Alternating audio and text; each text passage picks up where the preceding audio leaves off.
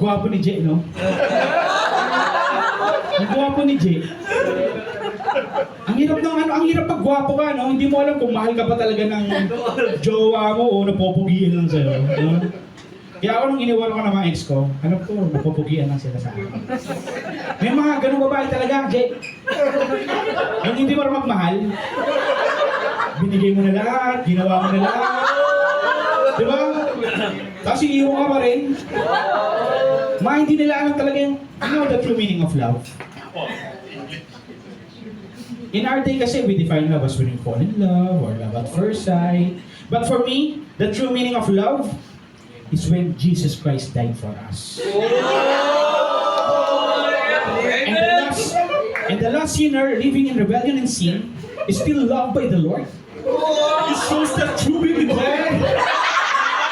Love is not real. Not of emotion. Basta mahaba yan. Inapisado ko yun ng college. Ang galing mo.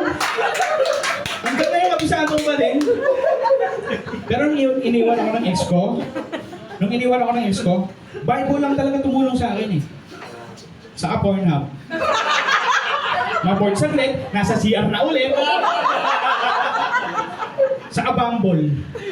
Nag-Bumble ako eh. May nakamatch ako. Nag-date kami. Sabi niya sa akin, no? Alam mo ba kung bakit ako nag-swipe right sa'yo? Kasi napopogian ka. Gago, mas pogi pa nga ako sa'yo. No?